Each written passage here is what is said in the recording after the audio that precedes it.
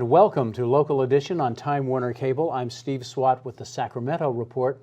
In the next few minutes, we're going to talk about small businesses and the minimum wage. My guest is Julian Canete, who is the Director of Public Policy for the CalAsian Chamber of Commerce. Yes. Asian Pacific Chamber of Commerce. Thanks for being with us. Thank you, Steve. Thanks for having us. So last time we talked was before California enacted, the legislature enacted and the governor signed new minimum wage legislation, which takes the minimum wage up from the current $10 over a number of years, eventually to $15 an hour. And I know last time we talked about it, you had some concerns about it, your organization, and now you have to live with it. Sure, yeah, because we had concerns. There were a number of local jurisdictions that were implementing minimum wage. Sacramento, for instance, had it came to a compromise at $12.50. Los Angeles. Los Angeles as well. So we've been having these concerns on minimum wage for years. Sure. Because of its impact on small businesses. I think a lot of people don't realize what those impacts are, oftentimes. So, I mean, how do you see this going down for your businesses? And we should say, statewide, you have what, 600,000 businesses in your chamber. Almost all of them, perhaps all of them, are considered small business. Right? Yes, we represent over 600,000 Asian Pacific Islander businesses in California. The impact I think, is going to be seen years down the road, 4 years, possibly as the wage goes up to $15 an hour, because that also makes increments in other areas. If you have skilled labor now that's making $15 an hour, of course, their wage is going to go up. You have impacts on workman's comp.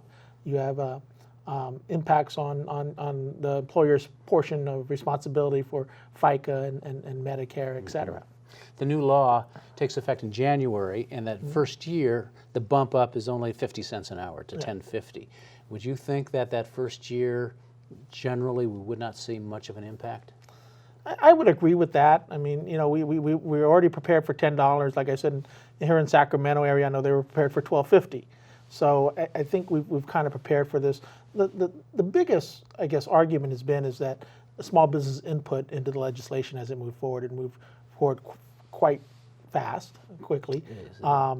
And small business really didn't get to play in there or try to, get them to understand a little bit more why maybe there should have been a longer time span to implement a $15 wage. Well, usually when we see a short time span to get legislation through and signed by the governor, it's because they're worried about the opposition sort of ginning up opposition and building a coalition and things like that, getting a PR campaign going, perhaps more input from small businesses. Sure. Is that probably what happened, do you think? Yeah, I agree. They saw the swell on the other side to implement that wage, and they made a decision. So what are your members, what have they been telling you in the weeks or so since that legislation was approved? Well, they're all trying to figure out what that true impact is going to be down the road, I think. Like we said, they'll probably live with the 50-cent increase January 1.